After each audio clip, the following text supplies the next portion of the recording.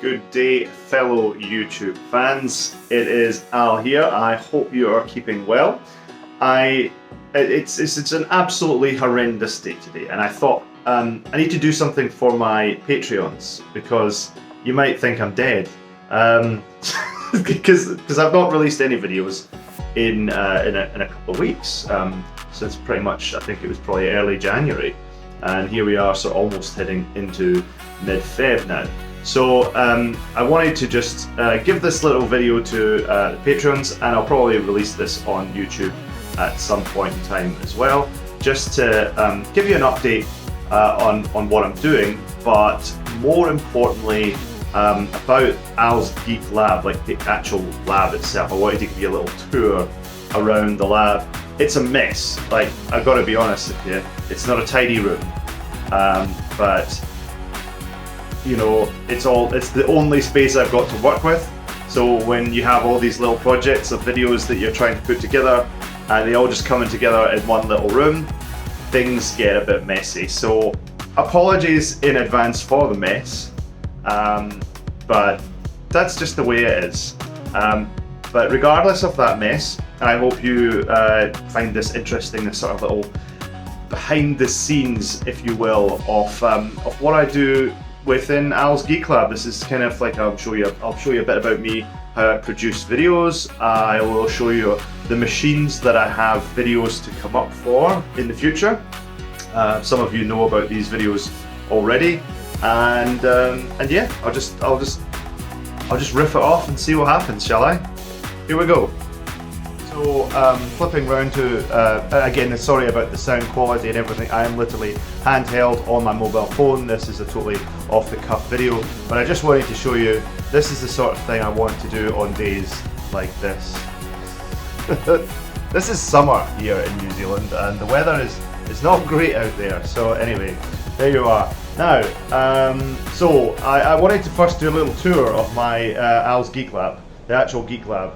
So this is where all the magic usually happens. So I sit right about there, and you can see machines all over the floor already. And this is kind of like what my, outside of my 9-to-5 job, this is what my PC looks like. So I sit here with Adobe Premiere with somebody's face on it, either my face or other people's faces, and I go through and edit timelines and stitch all these bits together to make a video which I guess hopefully people like. And as you can see, there's, if I zoom in just a little bit more, there's lots and lots of little tiny bits that if you've ever done any video editing at all, you know, there's lots and lots of little bits and bobs that make up, you know, hopefully what I would call a reasonably good quality video. So once you get into video editing, it can become a very time-consuming process indeed, and that's what I found out. Certainly with making the Back to the BBS documentary series especially, I invested in Premiere Pro, and I think that was the thing that really I found out. I was like, goodness me, this takes an awful lot of time, and I also wanted to increase the quality of the video, so that's why I went off to use Adobe Premiere Pro, whereas before I was using, I think I was using Apple iMovie on the Mac, which was this little machine over here in the corner. But anyway, so that's my daily driver, which is this machine just sitting down here, which is like an old second-hand, like there's nothing flash going on here. This is an old second-hand Dell tower, which I actually bought second-hand from my old work, which is crazy. Anyway, like, so yeah, totally random. Let's go from left to right, shall we? So there's like a random Atari 2600. Everything here has a little bit of a story. This 2600 came from the UK with me when I first moved to New Zealand, and it was actually the 2600 that my mother would play Space Invaders on. That's probably why the Space Invaders cartridge, I have other games for this, but Space Invaders is the cartridge I have plugged into the Atari 2600, and yeah, she was great at playing Space Invaders back in the day. It always made me laugh. So yeah, I ended up getting that console, and that was like one of the only things that I brought from the UK. I used to have a bit of a vintage retro museum out there, and I had to sell off a lot of the stuff to get over to New Zealand. It was fiscally impossible at the time, in the middle of the financial crisis, to move a whole museum's worth of vintage computing, which is a real shame.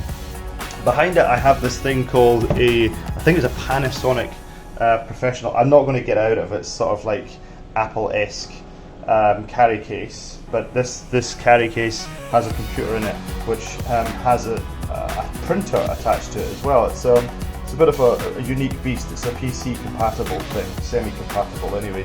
And I have this cupboard, which just consists of mainly monitors, as you can see, and then also a couple of IBMs at the bottom. The one at the top there, this is the IBM 5160, which came from the United Kingdom with me. So that Atari and that XT, literally the two things that came from the United Kingdom. Everything else was like I've got since moving to New Zealand in 2010.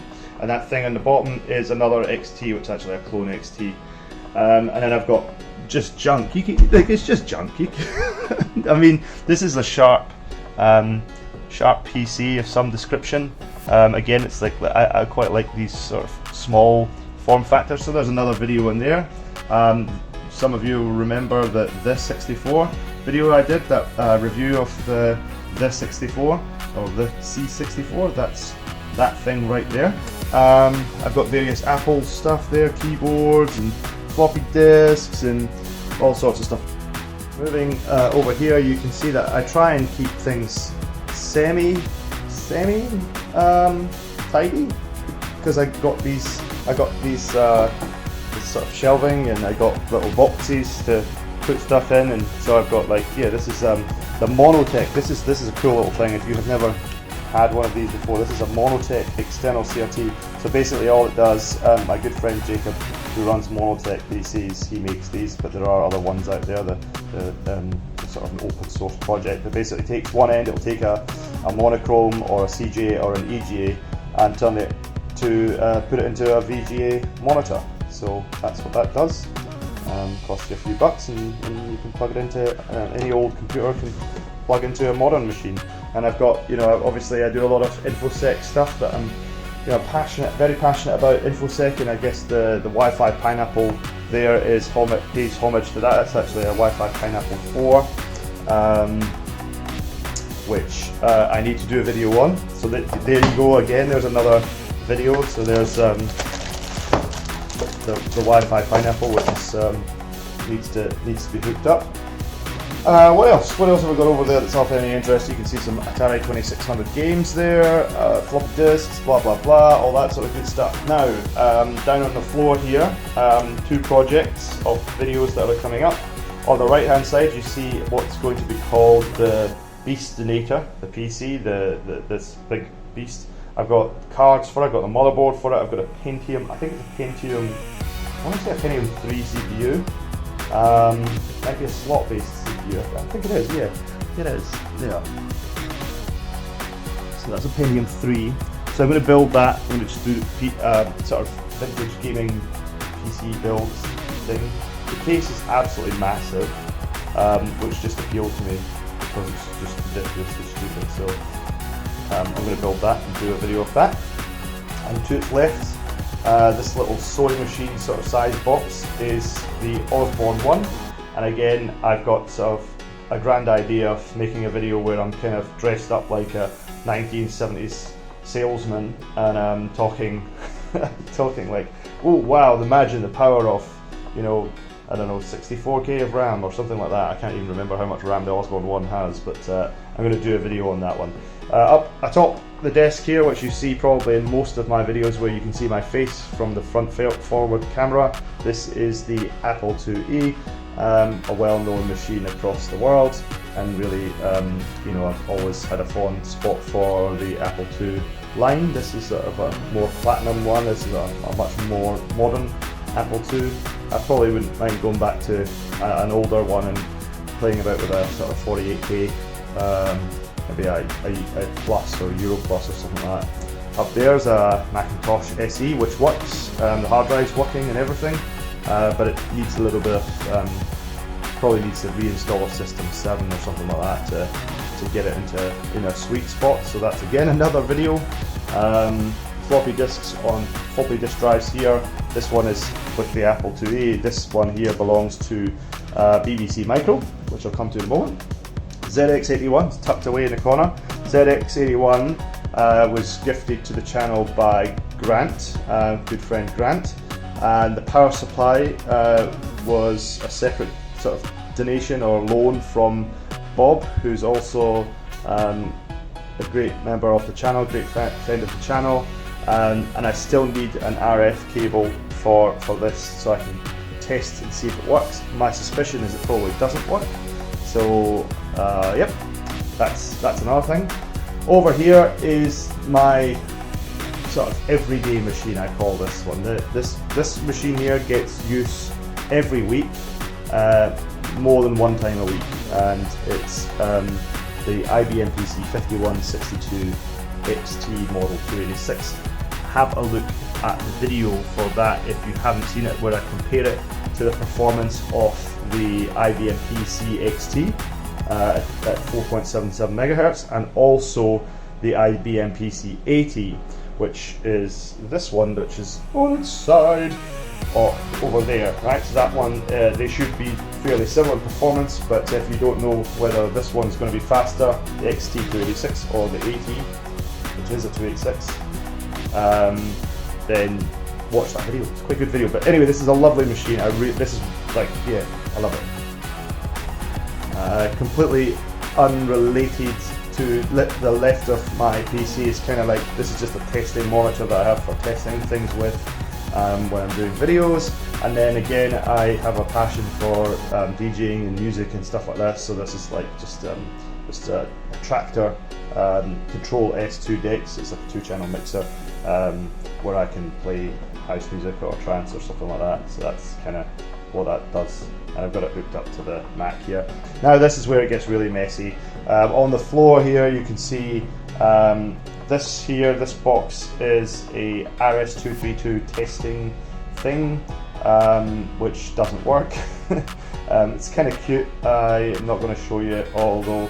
And then this thing here is the bane of my existence. This is the Commodore PC-40. Huge big XT class PC. No idea why it doesn't work, but that's going to deserve a big, like, I can't even get it in the frame. That's how big a case that is in comparison to even that PC there. It's huge. That's a really big case. But it would be nice to get it up and running. The Commodore PC-40 is like, I think it's either an XT class or a 286 class PC, I forget, but it's the only Commodore PC that I've ever seen, so that'd be cool to get working. To its left, as I've mentioned already, is the IBM PC 80, and with the help of my friend Jacob, we got that machine up and running. It looks a bit sorry for itself. It's got kind of non-color coordinated floppy disk drive there, but it works just fine.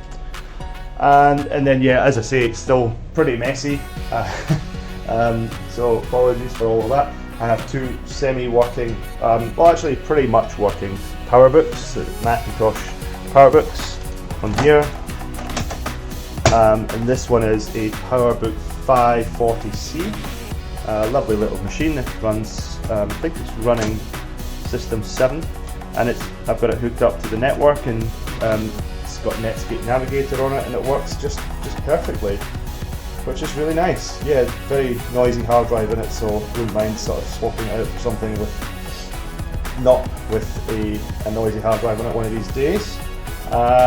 What else have I got here? I've got a Star printer, which is an NX1000, which you will have seen on another video if you're a close watcher of my channel. Lovely little printer. And if you're not aware, I run a website called the Ultimate Linux Newbie Guide, and this is like an old printout of the ebook, which is on the website for free. So if you're interested in getting to know about Linux, what Linux is, then you can read that. But as you know, on the channel I still do things regarding open source and Linux every now and again. So this like sort of main theme is usually vintage computing. but then I have InfoSec stuff, and then I also have Linux and open source sort of stuff as well from time to time. So there you go. Down on the floor here is a Compaq ProLinear 433. I think I have featured that at one point on the channel, but that one there is actually got an overdrive on it, which is a 486 DX4100. So I think it was originally began life as a 486 DX33. It's a nice little machine, I quite like it. Retro Tech Chris, probably a fan of that, should really show Retro Tech Chris. What else do I have? I think that's probably the mainstay of all of the gubbins that's in here. So some of what you see here will eventually be done up, and then it will be featured on a video, and then will maybe be sold off because I just don't have any room for anything else. You know, there's just no room for any more equipment, so unfortunately I just have to sell some of it. I do have some boxes in the back room, which is through there, and they sort of sit in the cupboard, and they've got manuals in them, and cables and hard drives and stuff like that. So that's really it in terms of the kit that's kicking around here. And then I've got a big list of goals which I want to achieve for the channel for this year.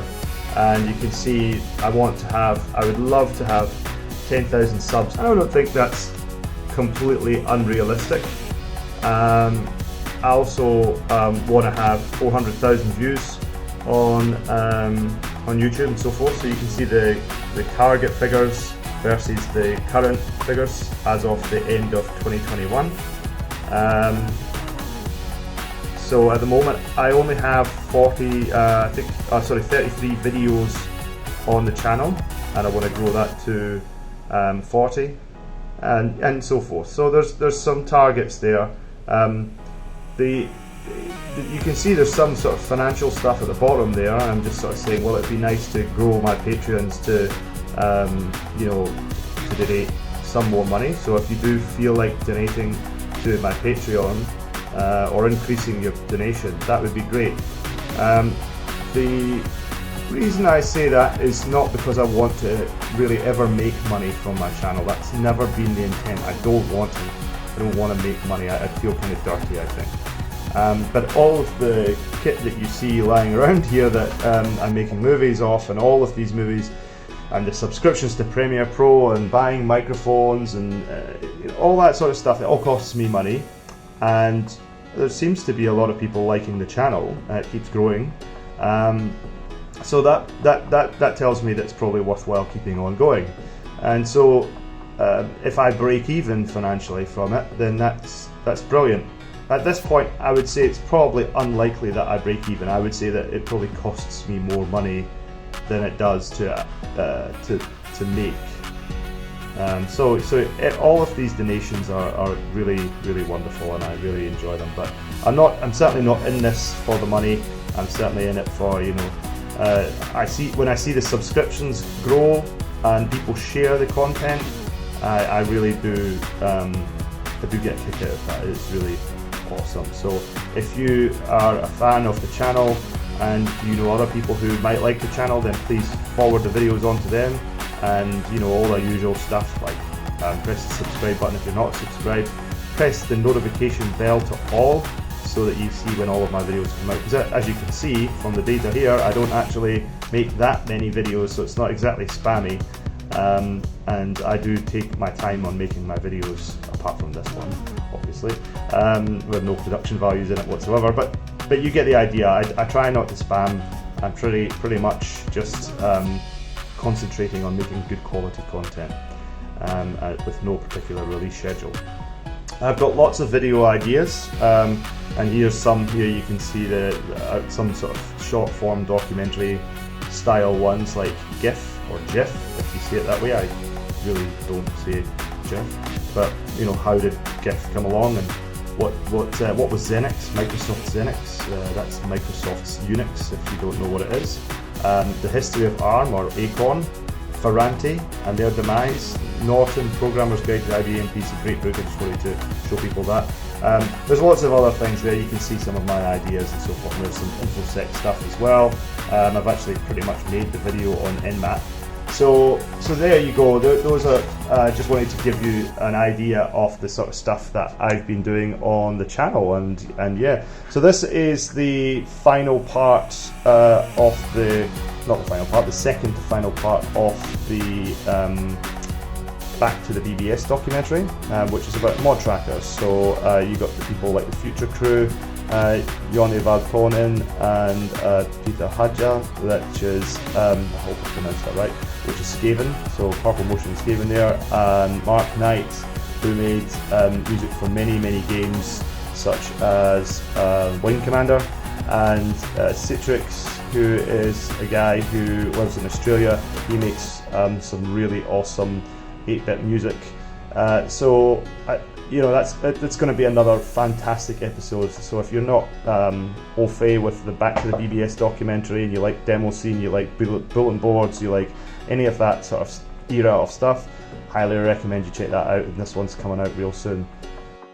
So that's your little behind the scenes view of the Geek Lab itself on this very rainy day. I thought I'll take a break from recording videos, editing my video on Back to BBS, and just give you a quick whistle stop tour of kind of the mess, I guess, for want of a better phrase. But I thought it would just give you some insight to, you know, what goes on in the background, and it's pretty much like this all the time. There's always computers that I'm buying on Trade Me or eBay or something like that, and I have in some way half an edited video ready to go, or something along those lines. So there's lots of ideas, lots of content in the works, and I just got to thank you, the Patreons especially, and YouTube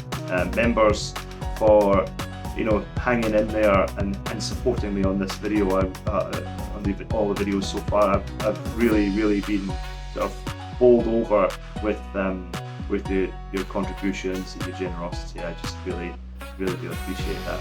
So anyway, I hope you've enjoyed this, and if you have any questions about the channel or any suggestions for content that you would like to see, I'm always open to hearing from you guys. So yeah, just hit me up in the comments below, and yeah, I'd love to hear from you soon. Until next time, signing off for now. Take care, everyone. Bye.